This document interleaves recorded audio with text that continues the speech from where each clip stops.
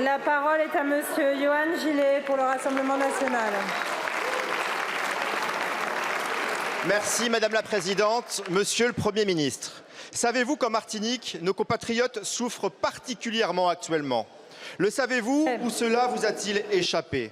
Au cas où cela aurait échappé à votre gouvernement, les Martiniquais sont atteints dans leur dignité par plusieurs injustices sociales d'une extrême gravité.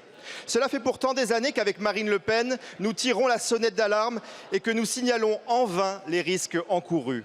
Quelle famille peut supporter un surcoût moyen de 40% sur les produits alimentaires par rapport au prix de vente en métropole? Quel consommateur peut accepter de voir ses achats grévés à ce point par le surcoût de l'octroi de mer? Tout cela, mes chers collègues, était connu de l'État via l'INSEE et de nombreux rapports. Mais cela fait des décennies que les Outre-mer sont en réalité les parents pauvres des gouvernements qui se succèdent, qu'ils aient été dirigés par la Macronie ou avant eux par des membres du nouveau Front populaire.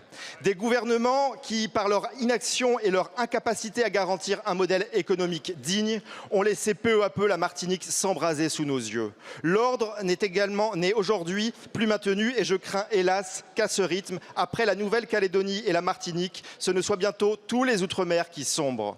Monsieur le Premier ministre, j'ai vu ces témoignages de mères de famille qui hurlent de rage, de désespoir, de douleur, d'autres qui culpabilisent, qui pleurent de honte car malgré le fait qu'elles travaillent, elles n'arrivent plus à acheter le minimum pour leur foyer, leur famille, leurs enfants.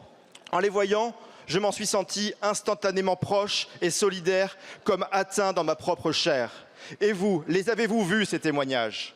Un élu digne de ce nom peut-il réellement rester insensible face à tant d'injustices, de blessures, de maltraitances psychologiques? Monsieur le Premier ministre, ce ne sont pas des mots mais des actes urgents qui sont attendus en Martinique. Que comptez-vous faire concrètement pour en finir avec cette situation indigne et les causes profondes de la vie chère? Quand allez-vous enfin réformer l'octroi de mer? Et quand allez-vous enfin considérer nos compatriotes martiniquais qui ne demandent que l'égalité? Je vous remercie. La parole est à monsieur Bruno Retailleau. Monsieur Buffet, ministre en charge des Outre-mer. Merci Madame la Présidente, Mesdames, Messieurs les députés, Monsieur le député. Évidemment, la question que vous posez est une question majeure. 40% d'écart de prix entre ce qui se pratique en Martinique et l'Hexagone. Semblable sur les autres territoires des Outre-mer et nous avons remarqué depuis bien longtemps que cette difficulté est évidemment majeure. Qu'allons-nous faire? D'ores et déjà, pour ce qui concerne la Martinique, sous la responsabilité d'ailleurs du préfet et à la demande du gouvernement, des négociations se sont ouvertes. Un accord est intervenu il y a quelques semaines. Cet accord permettra au 1er janvier prochain de baisser les prix des produits de première nécessité, 6 000 d'entre eux, 69 autres types de produits également, auront une baisse de l'ordre de 20%. Donc première étape qui est engagée. Deuxième étape, faut-il en rester là? La réponse est évidemment non. L'enjeu majeur, c'est de se reposer les questions de fond en cette matière-là, d'exercer des contrôles encore plus importants en matière de transparence des prix.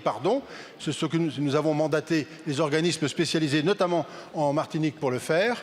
Par ailleurs, il faudra le faire sans doute également dans d'autres territoires, dans d'autres DROM, Et enfin, faut-il discuter de l'octroi de mer? Je rappelle qu'il y a eu un rapport sur ce sujet-là, que pour l'année 2025, il n'a été décidé de ne pas y toucher, mais qu'on peut toucher à l'octroi de mer, c'est une possibilité. N'oublions pas qu'il est la principale ressource, ou une des principales ressources, des collectivités locales.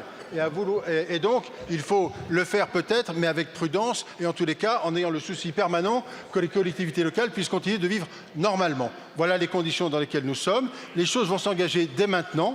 Ne craignez rien de tout cela. La question de l'outre-mer est une question majeure et le gouvernement y a une attention particulière. Merci beaucoup, monsieur le ministre. La parole est à présent à madame Anne Le Hénan,